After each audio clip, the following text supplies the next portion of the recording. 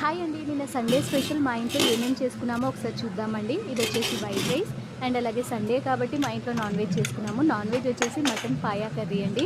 Mutton paya కర్రీని గ్రేవీగా కాకుండా ఇలా సూప్గా చేసుకొని తినడం వల్ల మన హెల్త్కి చాలా మంచిది కదండి.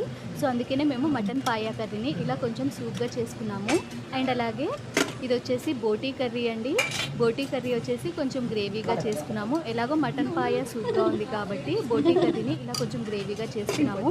అండ్ అలాగే జొన్న రొట్టెలు అండి. నాన్ వెజ్లోకి జొన్న రొట్టెల కాంబినేషన్ చాలా బాగుంటుంది కదా.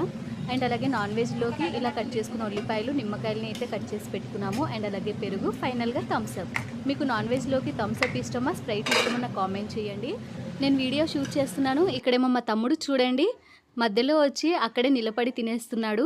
సో ఇలా తినేవాళ్ళు మన ఇంట్లో ఒకరైనా ఉంటారు కదా. మరి మీ ఇంట్లో కూడా ఎవరైనా ఉంటే నాకు కామెంట్ చేయండి. అండ్ అలాగే ఈ వీడియో మీకు నచ్చితే ప్లీజ్ నా ఛానల్ని సబ్స్క్రైబ్ చేసుకోండి. Thanks for watching.